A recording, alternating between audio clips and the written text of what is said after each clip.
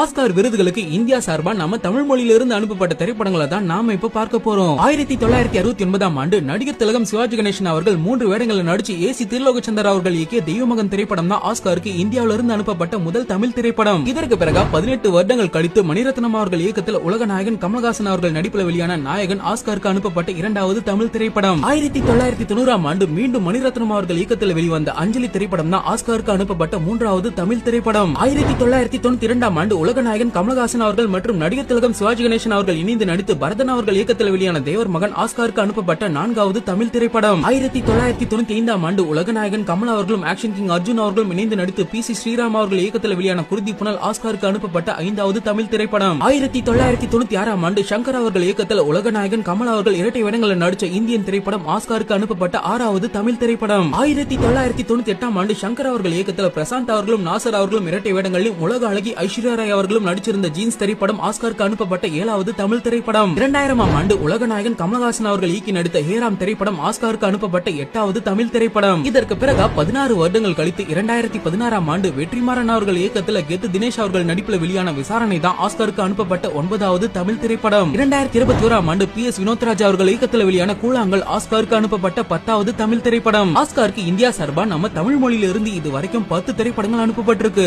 இதுல நாயகன் தேவர் மகன் குருதி புனல் இந்தியன் ஹேராம்னு 5 உலக நாயகன் கமலஹாசன் அவர்கள் நடிப்பில் வெளியான திரைப்படங்கள். இது மட்டும் இல்லாம 1985ஆம் ஆண்டு ஹிந்தில ரிஷி கபூர் அவர்களோட கமல் அவர்கள் இணைந்து நடித்து வெளியான சாகர் என்ற திரைப்படமும் 1986ஆம் ஆண்டு தெலுங்குல கமல் அவர்கள் நடித்த சுவாதி முத்தியம் திரைப்படமும் ஆஸ்காருக்கு இந்தியா சார்பா அனுப்பப்பட்டிருக்கு. மொத்தம் 7 திரைப்படங்களோட ஆஸ்காருக்கு இந்தியா சார்பா அனுப்பப்பட்ட அதிக திரைப்படங்கள்ல கதாநாயகனா முதன்மை கதாபாத்திரத்துல நடிச்சவர்ன்ற பெருமையை பெற்றிருக்காரு நம்ம உலக நாயகன் கமலஹாசன் அவர்கள்.